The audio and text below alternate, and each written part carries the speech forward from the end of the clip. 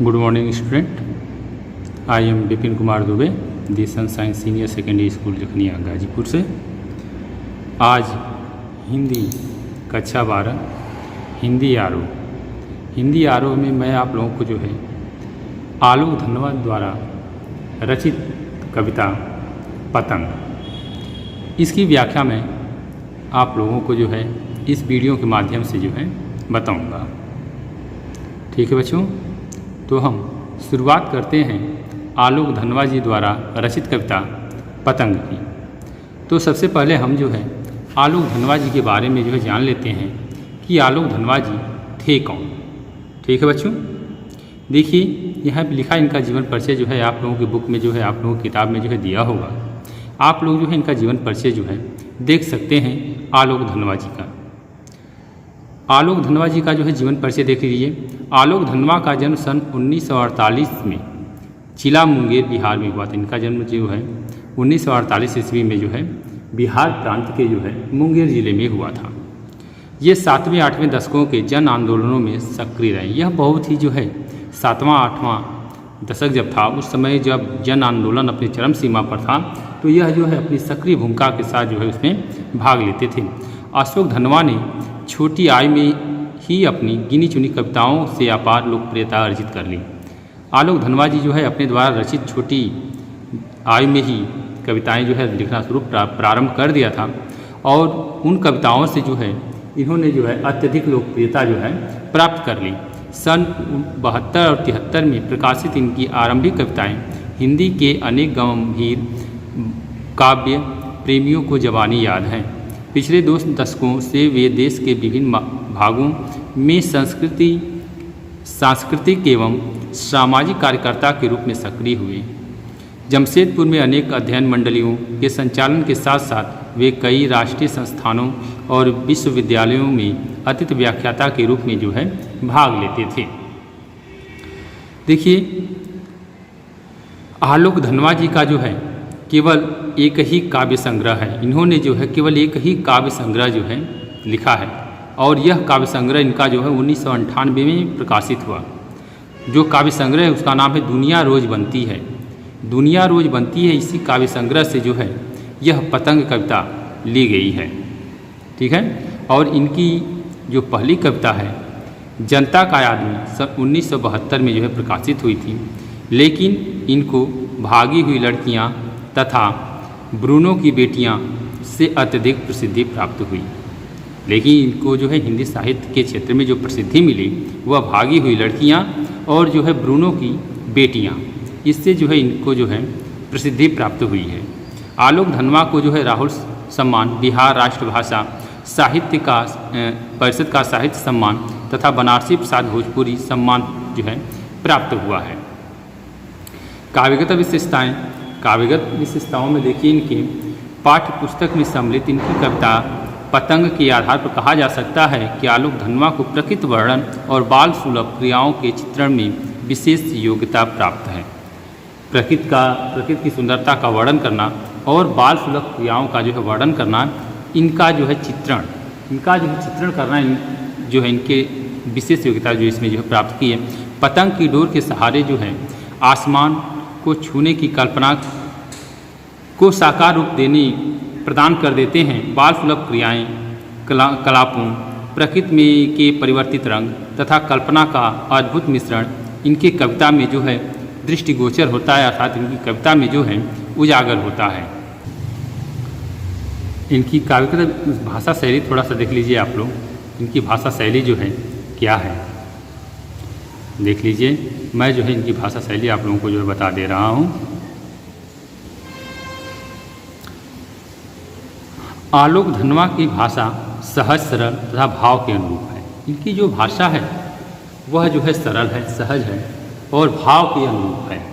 जो भाव है उस भाव के अनुसार जो है इन्होंने अपनी भाषा का जो है प्रयोग किया है।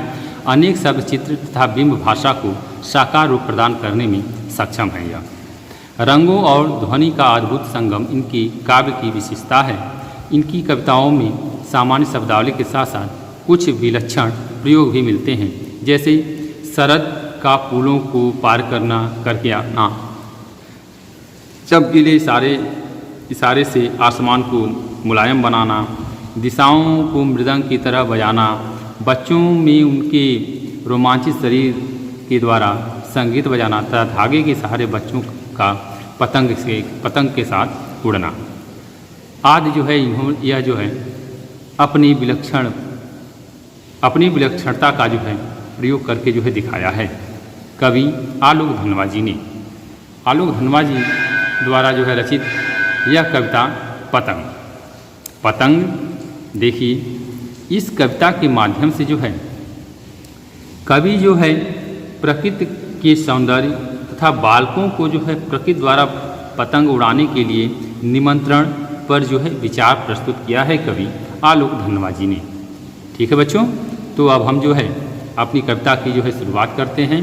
कविता का जो है देखते हैं, व्याख्या करते हैं, कविता को जो है पढ़ते हैं, आप लोगों को जो बताते हैं कविता के बारे में जो है आलोक धनवा जी की कविता के बारे में।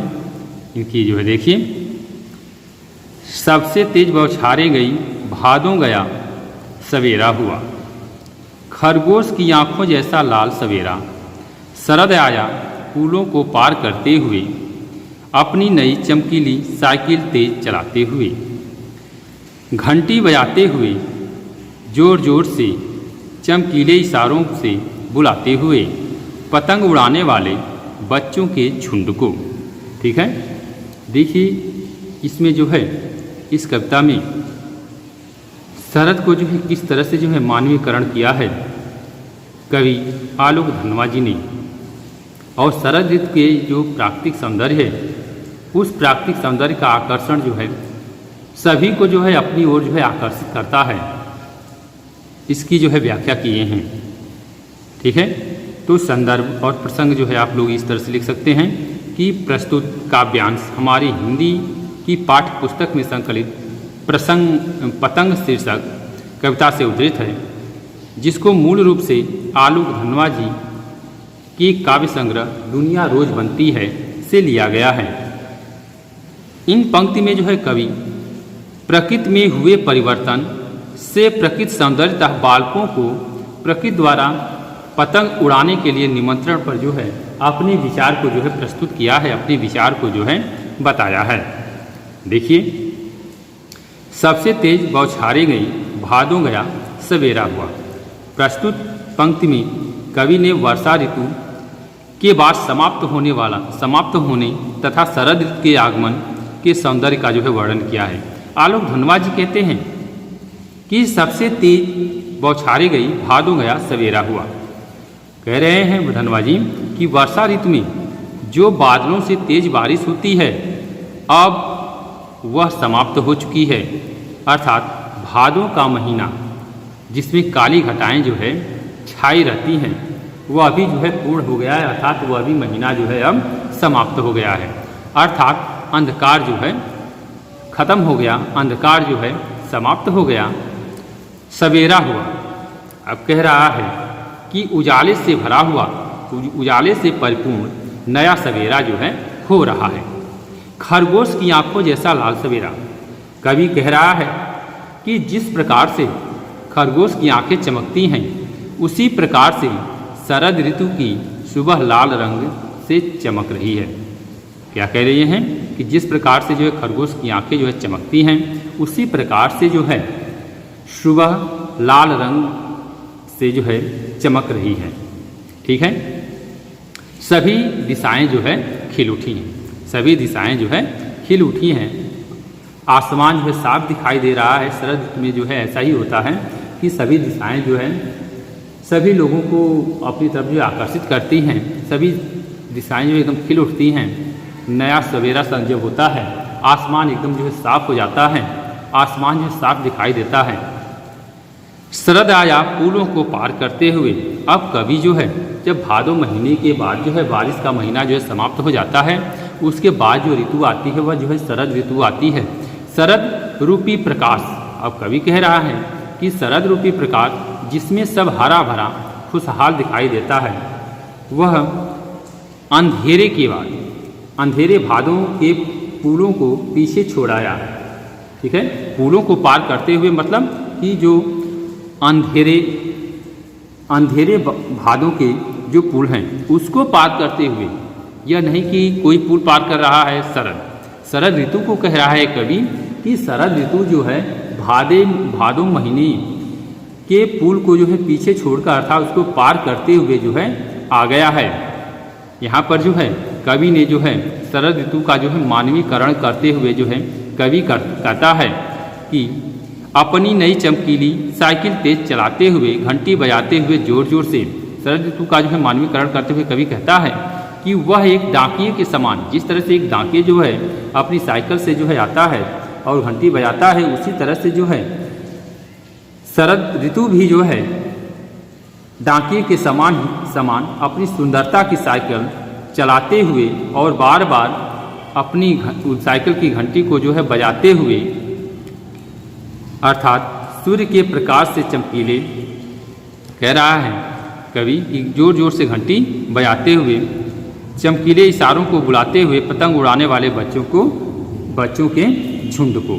तो कह रहा है कवि कि सूर्य के प्रकाश के चमकीले आसमान की सुंदरता, ओस की बूंदों की चमक, प्रकृति में अनेक सौंदर्यमयी दृश्य प्रस्तुत करते हुए, उनको जो है दिखाते हुए शरद ऋतु पतंग उड़ाने वाले बच्चों के समूह को, पतंग उड़ाने वाले जो हैं बच्चों के समूह को जो है पतंग उड़ाने के लिए जो है निमंत्रण दे रहा है। अर्थात शरद ऋतु की सुंदरता बच्चों को अपनी ओर जो है आकर्षित करती हुई अपने साथ खेलने के लिए बाधित कर रही है। ठीक है, तो आज इतना ही, बाकी हमारे नेक्स्ट वीडियो में। Thank you.